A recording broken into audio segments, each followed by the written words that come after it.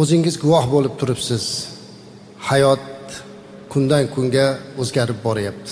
Odamlar orasidagi muomala madaniyati, ayniqsa birovlarning haqqidan qo'rqmaslik ortib boryapti. Agar biz buni yana qayta gapirmasak, ertaga bundan ham battarroq holatlar bo'lib qolishi mumkin. Shuning uchun biz bu mavzuga to'xtalyapmiz azizlar. Alloh insonlarni bu dunyoda halol, pok yashashlikka, halol taomlanishlikka buyurdi. Qur'oni Karimda iymon keltirgan bandalarga nido qilib, Estaizu billah ya ayyuhallazina amanu la ta'kulu amwalakum baynakum bil batil deydi. Ya'ni ey iymon keltirganlar, mol mulklaringizni o'rtada nohaq yo'llar bilan yemanglar deydi. Iymon keltirganlarga buyurilyapti azizlar. Siz bilan bizga, mu'minlarga aytyapti, bir-biringizni haqqingizni botil yo'li bilan yemanglar. Ya ayyuhan nas ittaqulloha va ajmilu fit talab. Ey insonlar, Allohdan qo'rqing va mol dunyoni go'zal yo'l bilan talab qiling deyapti. Har bir inson o'zini rizqini mukammal olmaguncha joni uzilmaydi.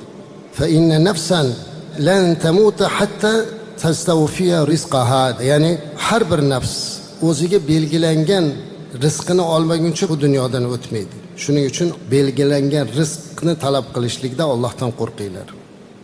Agar o'sha belgilangan rizq kechiksa, mana shu holatda ham Allohdan qo'rqing va go'zal yo'l tanlang.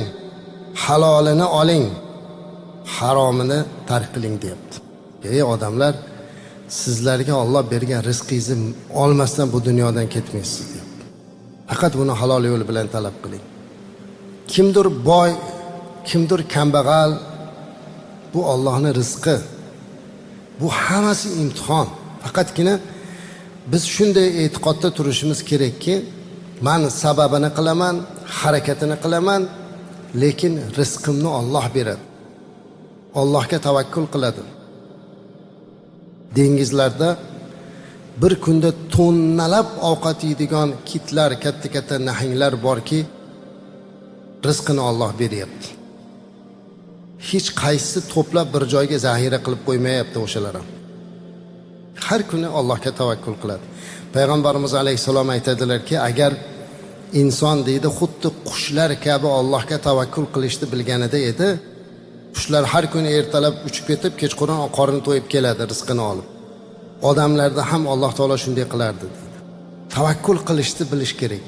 Allohga tavakkul qilib rizq topish yo'lida sababini qilamiz, lekin rizqni Alloh berayotganini fahmlash kerak. Shuning uchun halol tomoniga intilish kerak azizlar. Haromdan uzoqlashish kerak.